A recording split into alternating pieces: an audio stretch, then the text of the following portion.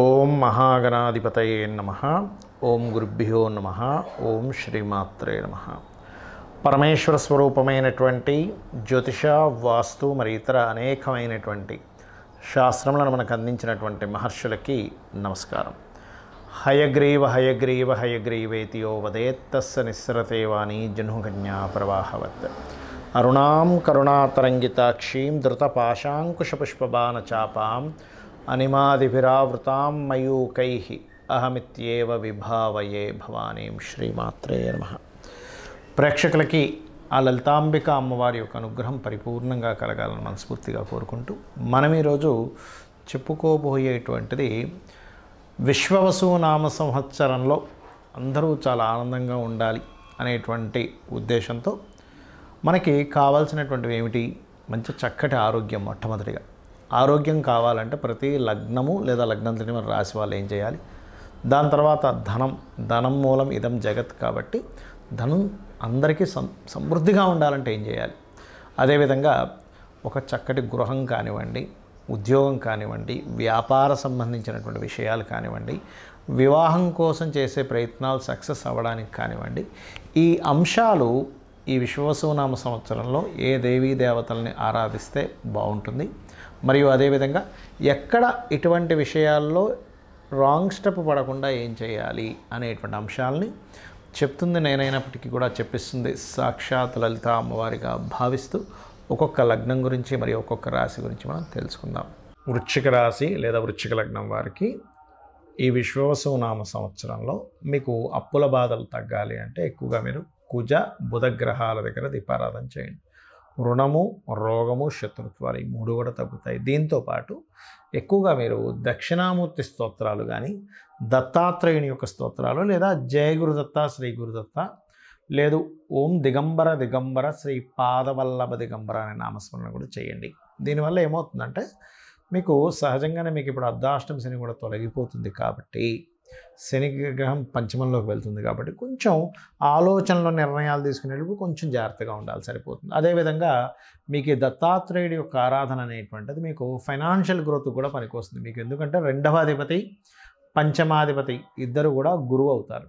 ఎప్పుడైతే ద్వితీయ పంచమాధిపతులు గురువు అవుతారో, ఈ ద్వితీయ పంచమాధిపతులు గురుగ్రహం అవ్వడం మూలంగా ఇక్కడ మీకు ఫైనాన్షియల్ గ్రోత్కి దత్తాత్రేయుడు ఆరాధన, గోవులకి అరటికాయలు తినిపించడము ఇటువంటివి చాలా చక్కటి ఫలితాలు ఇస్తారు. దాంతోపాటు ఇక్కడ మీకు గురువు మీకు అష్టమ స్థానంలోకి వెళ్ళి రెండవ స్థానాన్ని చూస్తున్నారు. చాలామంది ఏంటంటే అయ్యో గురుబలం లేదంటారు. గురుబలం దేనికి లేదు అనేది ఉండాలి.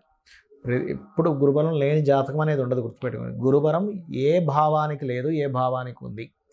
మీకు ఖచ్చితంగా ధనభావానికి గురుబలం ఉంది కాబట్టి వర్రీ ఏమీ అవ్వకండి. దాంతోపాటు అర్ధాష్టమ శని కూడా పోయింది. ఇక మరొక విషయం ఏంటంటే ఇక్కడ ఈ సప్తమం అంటే వివాహ స్థానం, వివాహ జీవితాన్ని కంట్రోల్ చేసే గ్రహం మీకు శుక్రుడు. వివాహము కుదరటం లేదు, వివాహ సంబంధించినటువంటి విషయాల్లో ప్రోగ్రెస్ అవ్వట్లేదు, సంబంధాలన్నీ వెనక్కి వెళ్ళిపోతున్నాయి, అయ్యో ఏమిటో అని బాధపడుతూ ఉంటారు. అటువంటి వారు పురుషులైతే కనుక శుక్రకేతు గ్రహాల దగ్గర దీపారాధన చేయండి. స్త్రీ అయితే కనుక చక్కగా శుక్ర, కుజ, రాహు, శని ఈ 4 గ్రహాల దగ్గర దీపారాధన చేస్తూ ఓం కామేశబద్ధ మాంగళ్య సూత్రశోభిత కందరాయై నమః అనే నామస్మరణ చేయండి. ఖచ్చితంగా బాగుంటుంది.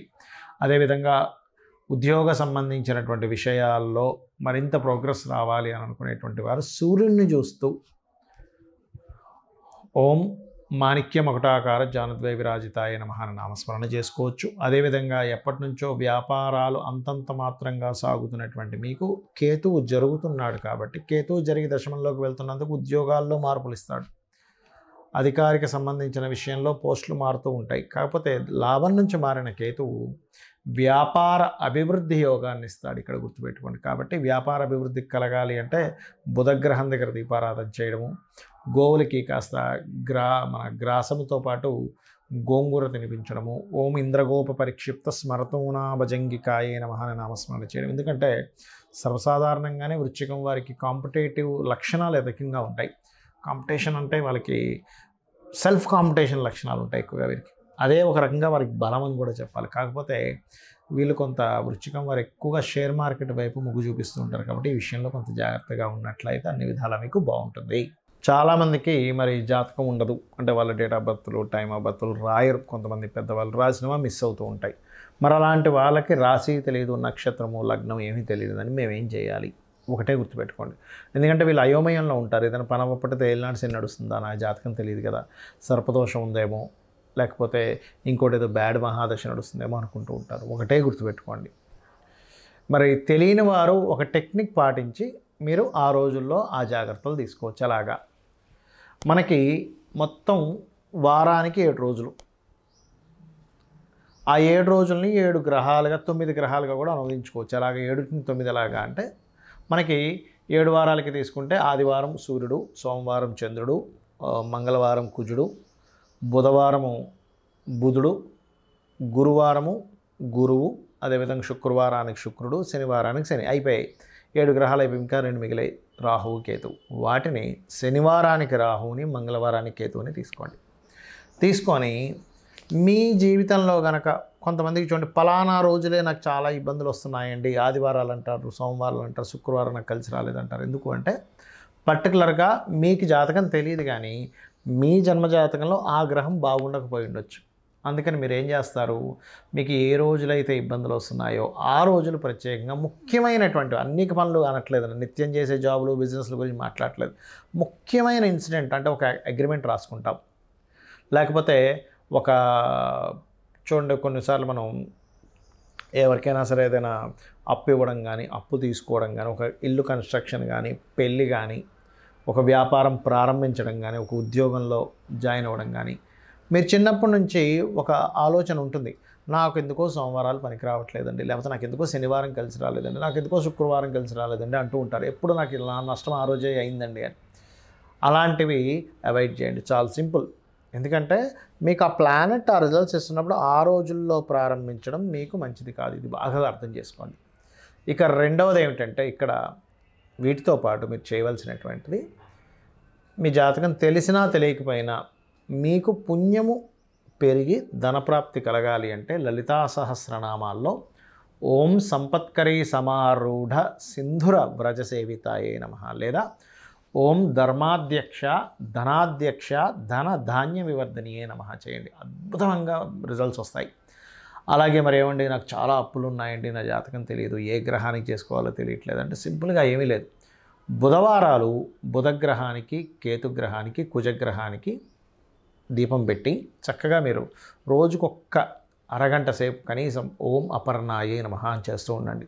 చేస్తూ ఉంటే మీ యొక్క లైఫ్లో నేనేమి చేస్తే ఈ అప్పు తీరుతుంది, నేను ఎట్లా ప్రోగ్రెస్ అయితే నాకు ధనాదాయం పెరిగి ఈ అప్పుని నేను తీర్చగలుగుతాను అనేటువంటి ఒక ప్లానింగ్ అనేటువంటిది మొట్టమొదటిగా అమ్మవారు మీకు ఇవ్వడం జరుగుతుంది. ఇక అదేవిధంగా మరి జాతకం లేదు కానీ వివాహ సంబంధాలేమో కుదరట్లేదని బాధపడుతూ ఉంటారు. జాతకం ఉన్నా లేకపోయినా ఒకటే గుర్తుపెట్టుకోండి, వివాహం కుదరట్లేదంటే మీకు 3 పాయింట్లు, మీకు లేట్ మ్యారేజ్ యోగం ఉంటుంది, లేదా సమయం ఇంకా రాలేదు. ఇప్పుడు ఉదయం 6:30కి సూర్యోదయం, నేను రాత్రి 10 గంటల నుంచి 10 గంటలకు ఒకసారి, 12 గంటలకు ఒకసారి, 2 గంటలకు ఒకసారి, 3 గంటలకు ఒకసారి ప్రతిసారి తలుపులు తెరిచేసి ఈస్ట్ వైపు సూర్యుడు రాలేదని బాధపడడం వల్ల అర్థం లేదు. ఎలా అయితే ఉదయం 6:30కి సూర్యోదయం అవుతుందో ఆ వ్యక్తికి వివాహ గడియలు వచ్చినప్పుడు ఆటోమేటిక్గా సంబంధాలు వస్తూ ఉంటాయి. అందులో మీరు మీకు తగినటువంటి జీవిత భాగస్వామిని ఎంచుకుంటూ ఆ గడియలు ఒక్కోసారి కొంతమందికి బలంగా లేకపోవడం వల్ల ఎన్ని సంవత్సరాలు వెయిట్ చేస్తున్నా ఒక సంబంధం కూడా సెట్ అవ్వదు. అలాంటప్పుడు ఓం కామేశబద్ధ మాంగళ్య సూత్రశోభిత కందరాయై నమః అనే నామం చేసుకుంటే ఖచ్చితంగా అమ్మవారి మీద పూర్తిగా భారం వేస్తూ మీ నమ్మకాలు అంటే మీరు అమ్మవారిని నమ్ముకుంటూ మీ ప్రయత్నాలు మీరు చేసుకుంటూ వెళ్ళిపోండి. ఆటోమేటిక్గా అమ్మవారి మీకు సరైనటువంటి వరుణ్ణి చూపిస్తుంది. ఎందుకంటే మనకి దేవీ భాగవతంలో కూడా అనేక ఘట్టాల్లో అమ్మవారు స్వప్నంలోకి వచ్చి చెప్తుంది కాళిదాసు గురించి, అతను నా భక్తుడు, నా అంశ నుంచే వస్తాడు అని. అదేవిధంగా చాలా దేవీ భాగవతంలో ఉండేటువంటి చాలా వృత్తాంతాల్లో పలానా వ్యక్తులకి కల్లోకి వచ్చి చెప్పడం, ఇది చేయమని చెప్పడం అనేటువంటిది ఉంది. అంటే ఏమిటి, అమ్మవారిని ఎవరైతే నమ్ముకుంటారో భక్తి శ్రద్ధలతో ఎవరైతే చేస్తారో వాళ్ళని చెయ్యి పట్టుకొని నడిపిస్తుంది. అయితే మీకు అనిపించవచ్చు ఏమంటే అమ్మవారి భక్తి శ్రద్ధలు ఉన్నాయి కానీ ఎక్కడో మాకేదో కష్టం వస్తుందండి అంటే ఇంకా పెద్ద కష్టం రావాల్సినటువంటిది చిన్న కష్టంతో అమ్మవారు తీస్తుంది. అది మనకి తెలియక చిన్న చిన్న కష్టాలు కూడా అయ్యో కష్టాలు వచ్చేస్తున్నాయి, నేను రోజు పూజ చేస్తున్నాను, రోజు సంధ్యావందనం చేస్తున్నాను అనుకుంటారు. అంతకంటే ఒక 100,000 రెట్లు పెద్ద కష్టం రావాల్సింది తీసేస్తుంది. లేదా కొన్నిసార్లు అమ్మవారు ఏం చేస్తుందంటే ఇంకా ఈ జీవుడికి ఈ జన్మచక్రంలో తిరగడం అనవసరం అని చెప్పని ఏదైతే ఉందో ఈ జన్మలోనే ఇప్పుడుండే పీరియడ్లోనే అన్నీ కంప్లీట్ అయిపోయేలా చేయించేస్తుంది కూడా. అది మనకు తెలియక అజ్ఞానంలో అయ్యో నాకు ఇంకా కష్టం ఉందేంటి, నేను ఇంకా ఇబ్బంది పడుతున్నానేంటి, అసలు భగవంతుడు ఉన్నాడా లేడా, ఇలాంటివన్నీ మనం పెట్టేసుకుంటూ ఉంటాం. కాబట్టి అది చేయకండి. నిత్యము మీకు ఒకవేళ ఏలినాడు శని, అర్ధాష్టమి శని, అష్టమి శని నడుస్తున్న కొన్ని పద్ధతులు పాటించండి, ఎటువంటి ప్రభావం ఉండదు. ఏమిటది అంటే నిత్య దీపారాధన ఉదయం సాయంత్రం దీపం వెలిగించి చక్కగా ఒక 10 నిమిషాలు అమ్మవారి ముందు కూర్చోండి చాలు. అమ్మవారిని స్మరణ చేయండి, శ్రీమాత్రే నమః, సరిపోతుంది. రెండవది, మీకు దగ్గరలో ఏదైనా ఆలయం ఉన్నట్లయితే వీలున్నప్పుడల్లా రోజు వెళ్ళడానికే ట్రై చేయండి. ఎప్పుడో ఒకసారి ఏదో పని పడింది ఊరు వెళ్ళాం, that is different case. But రోజు వెళ్ళడానికి ట్రై చేయండి. మీ ఆరాలో ఏదైతే ఉందో నవగ్రహాలు పనిచేసే స్థితి ఆరా మీద పనిచేస్తుంటుంది ఎక్కువగా. ఫస్ట్ ఆరా క్లియర్గా ఉంటుంది. మూడోది, దేశీవాలి గోవుల సంరక్షణకి పాటుపడండి. గోవులకి ఏదైనా తినిపిస్తూ ఉండండి. సకల దేవతలు ఉండేటువంటి స్థలం గోవు, అదొకటి చేయండి. అదేవిధంగా మీ పెద్దల్ని గౌరవించడము, అదేవిధంగా మీ దేవతారాధనతో పాటు పితృదేవత ఆరాధన కూడా చాలా ముఖ్యమైనటువంటి అంశం, గుర్తుపెట్టుకోండి. చేయండి. 100% మీకు ఫలితం పాజిటివ్గా వచ్చి తీరుతుంది.